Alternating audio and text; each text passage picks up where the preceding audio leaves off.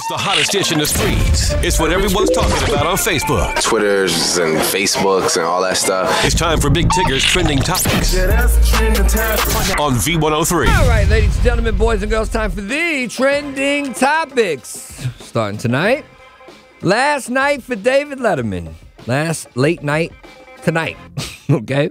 After 22 years. Details on the finale are scant. CBS has only promised that it will be an hour filled with surprises, memorable highlights, and the show's final top 10 list and more. Fans are hoping Dave's old frenemy, Jay Leno, will stop by. Dave's producers reportedly invited Jay, but since Dave declined an invite to appear on Leno's final Tonight Show in 2014, well, we'll see. Jay was already Craig Ferguson's final guest on the Late Late Show last year. So we'll see what happens, but he will be missed. David Letterman is an institution. All right, moving on. The next two people have definitely been to the show and performed. Kanye West and his camp are breaking the silence over his heavily censored performance at the Billboard Music Awards. His publicist told The Hollywood Reporter that Kanye's set was, quote, grossly over-censored. We know this. There was like beeps the whole time. We don't know if it was overly censored, but it was too much censoring. The rep points out that a number of harmless lyrics were muted, resulting in his voice and performance being, quote, seriously misrepresented. Kanye has also offered up an apology to fans who couldn't enjoy the performance the way he intended. Fast forward to The View and Raven-Symoné offering her 2 cents on the whole situation.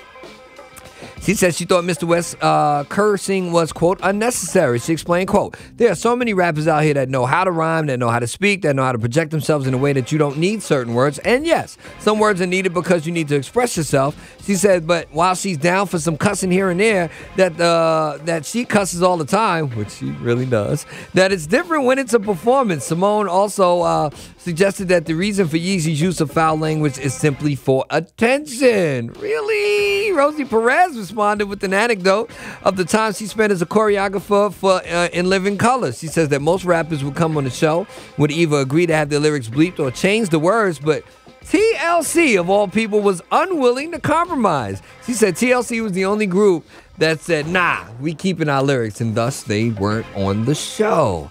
Let's fast forward to the homie Jay-Z. So, Jay-Z hooking up his folks on Tidal yet again. He's giving away tickets to his annual Made in America Music Festival. Tidal gave away a free pair of tickets to the first 500 people who responded to an email that was sent to subscribers yesterday. Jay announced the music festival will return to Philly and will take place Labor Day weekend. Last year's festival also included a sister show in L.A. One person Jay-Z is not hooking up is Marina Abramovich.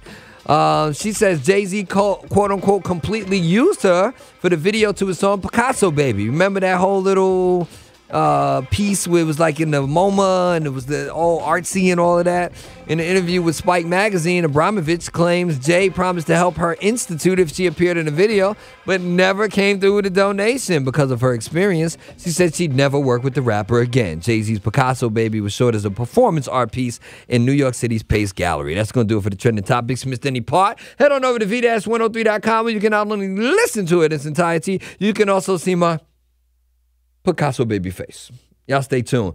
A special guest could be here. What is coming up? The 3 o'clock quickie and the free money kitty definitely coming up next on V103.